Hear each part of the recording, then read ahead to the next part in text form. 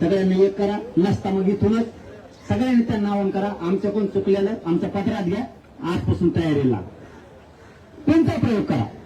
सगळे एक झाले का आरक्षण मिळालं. मी पण आज आणि उद्या दिवसात त्याला सगळ्यांना फोन करून झालेलं होतं.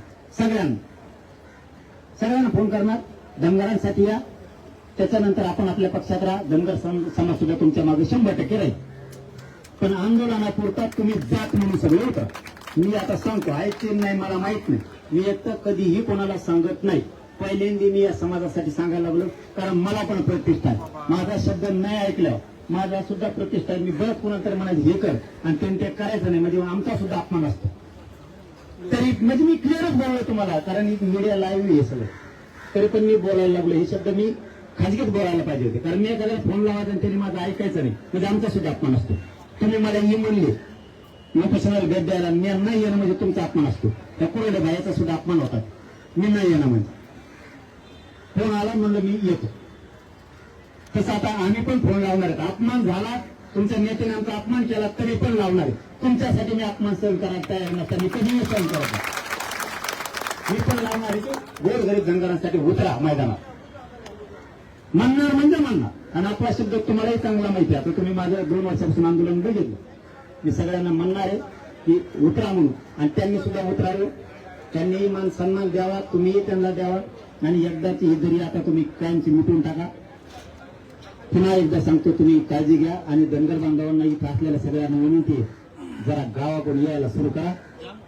टॅम्पो फेम्पो काढा ना, रिक्षे फिक्षे जिपाट काही काढा. तुम्हाला सांगतो, आमच्या कोणकडे लटकून येत होते यार.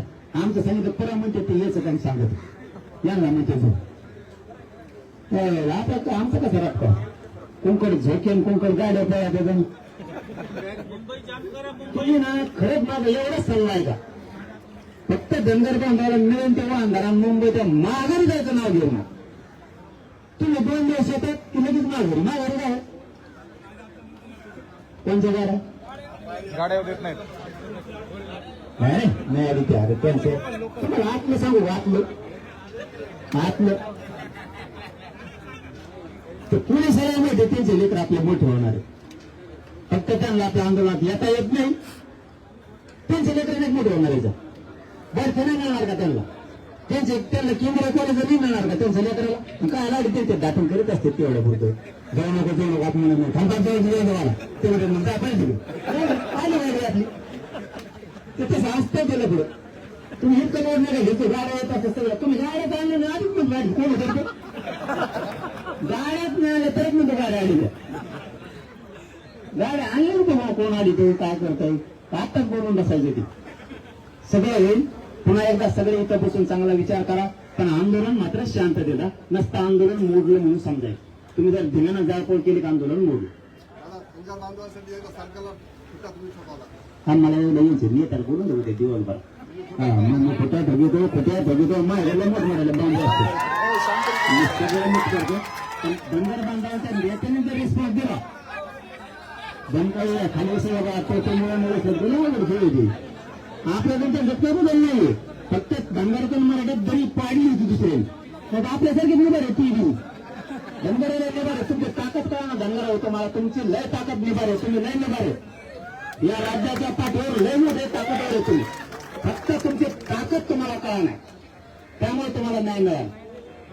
मी आता सगळ्या नेत्यांना बोलतो, त्यांचे सगळेजण काळजी घ्या आणि सोबत येत तुमच्या. फक्त शांततेत आंदोलन चालू द्या. मीही सरकारला गाडीत बसल्याच्या नंतर आता बोलतो, ज्यांना बोलता येईल त्यांना. पण आधी तुमच्या नेत्यांना बोलतो, कारण ते जर पॉझिटिव्ह झाले तर तुमचं कल्याण झालं. नाही झालं तुम्ही सांगून द्या तुम्हाला.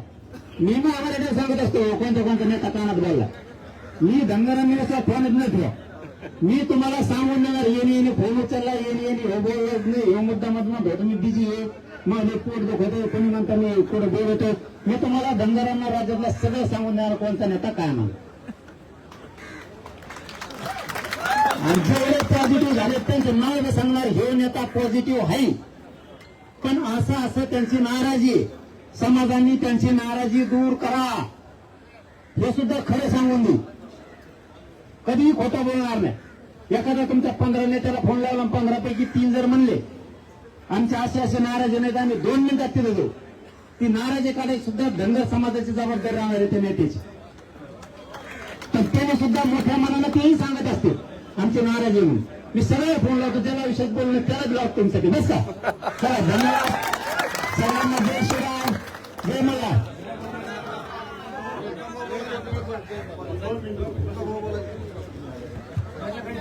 तसं मी नाही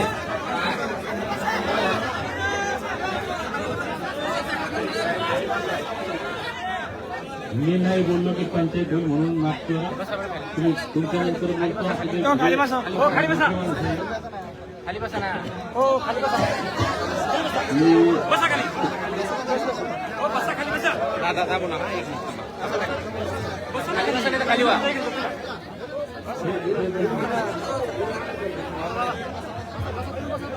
हे बघा हे दोन संघर्ष आज एकत्र आणले मीडिया समोर आहे मीडियाला ज्यांची अडचण त्याकडे मागे सरकार हे मंडळी समोरची मागे सर हे थोडं मागे सरकार थोडं मागे सरकार सरकार थोडं मागे सगळे विस्तार आहे थोडं मागे सरकार बसा ना दादा खाली बसा ना बसा खाली खाली बसून ऐकायचं नाही ऐकायचं बसा ना खाली बसवायला